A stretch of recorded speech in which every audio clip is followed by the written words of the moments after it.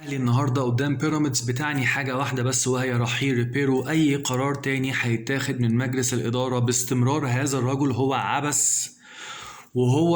انت بتاكد ان خلاص احنا الدوري راح، وكمان المركز التاني المؤهل لدوري ابطال افريقيا راح. طيب النهارده هل هنمسك ريبيرو ونقعد بقى نجلد في ريبيرو؟ خلاص ريبيرو ماشي. لا، النهارده لازم الحساب يكون الناس اللي جابت ريبيرو. النهارده ما تروحش تجيب طفل عنده 10 سنين تعينه معيد في جامعه، والولد طبعا مش هيعرف يعمل حاجه، وبعدين تروح تلوم عليه تقول له انت ازاي مش عارف تعلم الطلاب دول ازاي.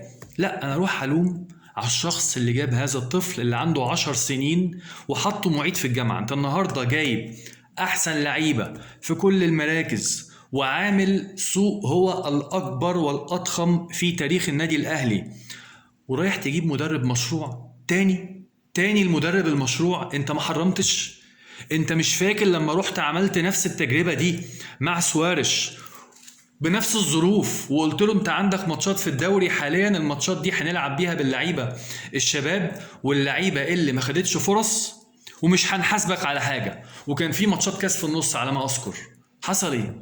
الراجل اتحرق عند الجمهور لان النتائج كانت نتائج سلبية والاداء كان زفت. نفس التجربة خدها، هنعملها على ريبيرو. تعالى عندك كاس عالم للأندية، مش هنحاسبك على حاجة، اعتبرها فترة تحضيرية، تمام؟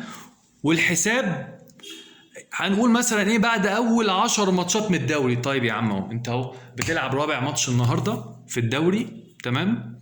واصلا الجمهور بدأ يقلب على ريبيرو اساسا من اول ماتش في الدوري، اما كانش ابتدى يشك فيه من ساعة كاس العالم للأندية.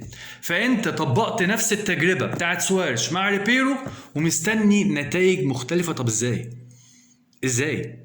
هو في حاجة كده معروفة يقول لك ان انت لما تعمل التجربة هي بالظبط، وتنتظر نتائج مختلف مرتين وتنتظر نتائج مختلفة، فهي ليها كلمة واحدة انتوا عارفينها وانا عارفها، ده يبقى جنان.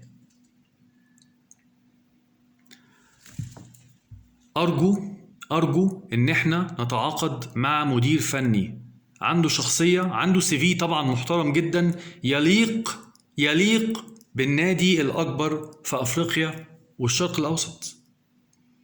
واحد هيقول لي يا عم هو كولر كان مدرب عنده سي في؟ تخيل بقى، يعني احنا ايه، انا عن نفسي الموسم الثالث ما كنتش طايق كولر، تمام؟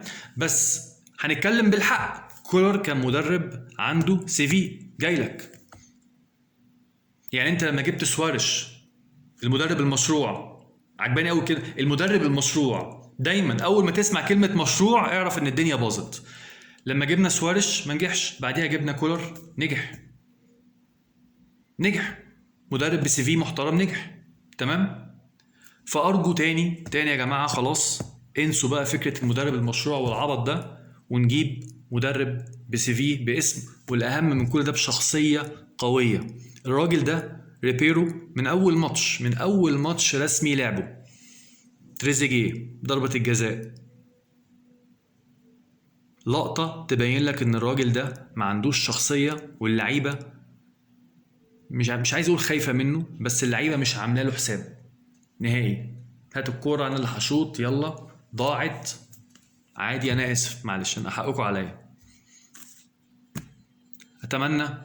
اتمنى طبعا سرعه القرار بتاع اقاله ريبيرو.